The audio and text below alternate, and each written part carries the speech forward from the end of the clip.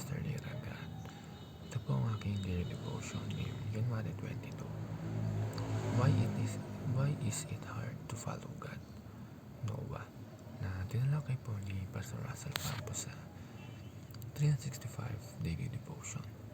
Ang Bible verse po ng araw ay galing sa Genesis chapter 6 verse 22.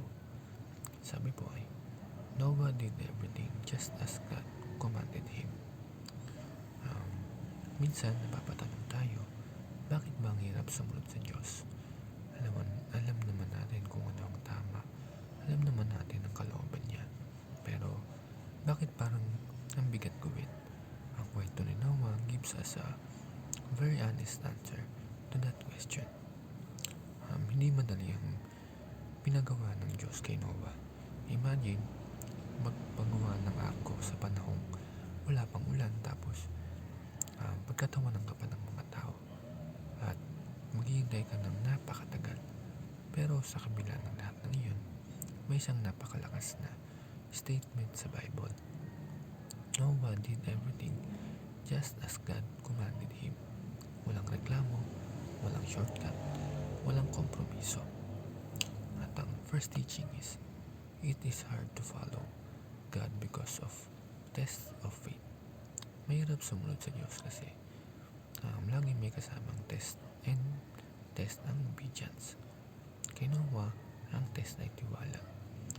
Maniniwala ba siya kahit hindi pa niya nakikita ang ulan? Sa atin ngayon, iba-iba ang mga test. Waiting season, unanswered prayers, peer pressure, fear of failure. Following God often means walk by faith and not by sight. Hindi lahat malinaw agad. Minsan, susunod ka muna bago mo maintindihan. At doon, pumapasok ang hirap kapag kailangan mong magtiwala kahit walang kasiguraduhan sa mata ng mundo. Second, it is harder not to follow God because of judgment. Yes, mahirap sumunod, pero mas mahirap ang hindi sumunod.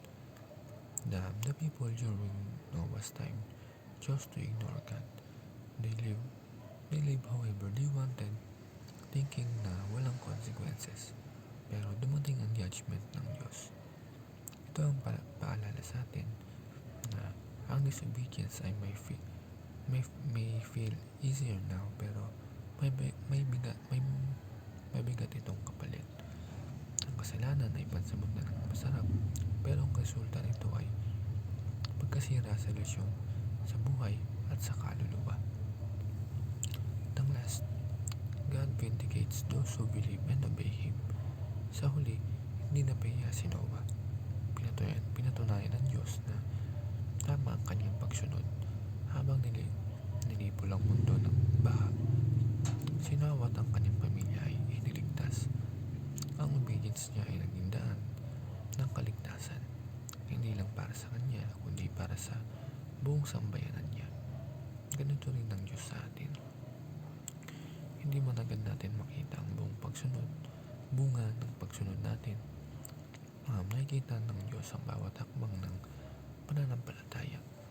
Darating ang araw na ipagtatanggol niya, itataas niya at pagpapalain niya ang mga nanatiling tapat sa kanya. Yun lamang.